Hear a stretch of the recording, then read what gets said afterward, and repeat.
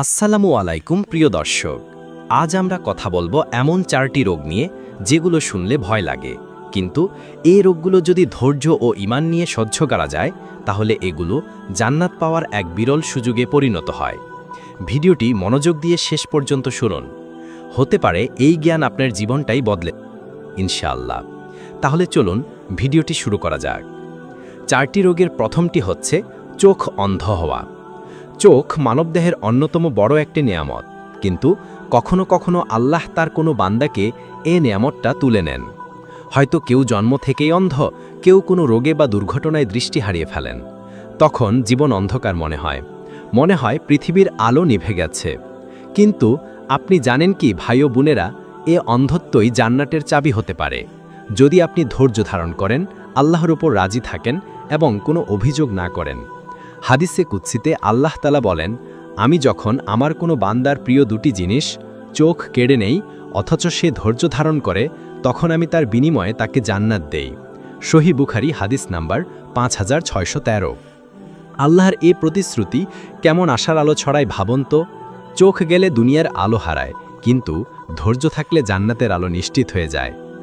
এ হাদিস থেকে আমরা বুঝতে পারি দৃষ্টিশক্তি হারানো কোনো শাস্তি নয়, বরং আল্লাহর পক্ষ থেকে একটি পরীক্ষা, এবং এই পরীক্ষায় উত্তীর্ণ হতে পারলে প্রতিদান জান্নাত।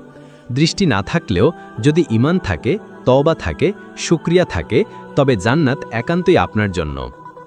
2. ক্যান্সার বা দীর্ঘমেয়াদী রোগ। এই দুনিয়ার সবচেয়ে কঠিন পরীক্ষাগুলোর একটি হল দীর্ঘমেয়াদী শারীরিক রোগ, যেমন ক্যান্সার, কিডনি রোগ, হৃদরোগ কিংবা এমন কোনো রোগ যা মাসের পর মাস, এমনকি বছরের পর বছর ভোগায়। এই রোগগুলো কেবল শরীরকেই দুর্বল করে না, বরং মনের ভেতরেও এক ধরনের অসহায়ত্ব জন্ম দেয়। মানুষ ভাবে, আল্লাহ আমাকে এত কষ্ট দিচ্ছেন কেন? কিন্তু ভাই, এই কষ্ট যদি আপনি আল্লাহর সন্তুষ্টির জন্য ধৈর্য ধরে সহ্য করেন, তাহলে জান্নাত আপনার জন্য আল্লাহর পক্ষ থেকে পুরস্কার। হাদিসে নবী করিম সাল্লাল্লাহু আলাইহি ওয়াসাল্লাম বলেন, মুসলিম ব্যক্তির যে কষ্ট, রোগ ব্যাধি, উদ্বেগ, উৎকণ্ঠা, দুশ্চিন্তা ও প্যারেশানি আসে, এমনকি যে কাঁটা তার দেহে ফোটে, এসবের মাধ্যমে আল্লাহ তার গুনাহসমূহ ক্ষমা করে দেন। এ হাদিসটি আমাদের শেখায়, আমাদের শরীরে যত কষ্টই আসুক না কেন, সেটা যদি ধৈর্যের সঙ্গে সহ্য করা যায়, তাহলে প্রতিটি ব্যথা হয়ে যায় গুনাহ মাফের কারণ। আপনি যদি ক্যান্সারের মতো কঠিন রোগে আক্রান্ত হন, তবু আল্লাহর প্রতি সন্তুষ্ট থাকেন, 5 ওয়াক্তে সালাত আদায় করেন, তওবা করে থাকেন, তাহলে এই কষ্ট আপনাকে জান্নাতের পথে পৌঁছে দেবে। আরেকটি গুরুত্বপূর্ণ হাদিস এসেছে, যখন কোনো মুসলিম শারীরিক কষ্টে ভোগে এবং ধৈর্য ধারণ করে, তার গুনাহ ঝরে পড়ে, যেমন গাছ থেকে শুকনো পাতা ঝরে পড়ে। এই পৃথিবীর রোগের বিনিময়ে যদি আল্লাহ আমাদের জান্নাত দেন, তাহলে কি আমরা ধৈর্য ধরব না? 3. পেটের রোগ বা ডায়রিয়া। এ ধরনের রোগ আল্লাহ তাআলার পক্ষ থেকে বান্দার গুনাহ মাফের মাধ্যম। এ রোগে ধৈর্য ধারণ করে যে মৃত্যু বরণ করে, তার জন্য জান্নাতের সুসংবাদ দেওয়া হয়।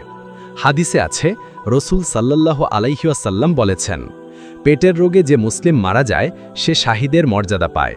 সহিহ মুসলিম হাদিস নাম্বার 1914। আরেক বর্ণনায় এসেছে, যে ব্যক্তি পেটের রোগে কষ্ট পেয়ে মারা যায়, সে জান্নাতি। 4. চর্মরোগ বা দুর্বিষহ ঘা। আমাদের দেহে এমন কিছু রোগ হয় যা বাইরে থেকে দেখা যায়, যেমন লেপ্রোসি, সোরিয়াসিস, স্কিন ইনফেকশন বা ফুসফুসে ঘা। এ ধরনের চর্মরোগ শুধু শারীরিক কষ্টই দেয় না, অনেক সময় মানসিক যন্ত্রণাও দেয়। মানুষ এড়িয়ে চলে, কেউ কেউ খুঁত ধরে, আত্মীয় স্বজনও মুখ ফিরিয়ে নেয়। কিন্তু আপনার জানা উচিত, মানুষ যদি মুখ ফিরিয়ে নেয়, আল্লাহ কখনো তার প্রিয় বান্দা থেকে মুখ ফিরিয়ে নেন না।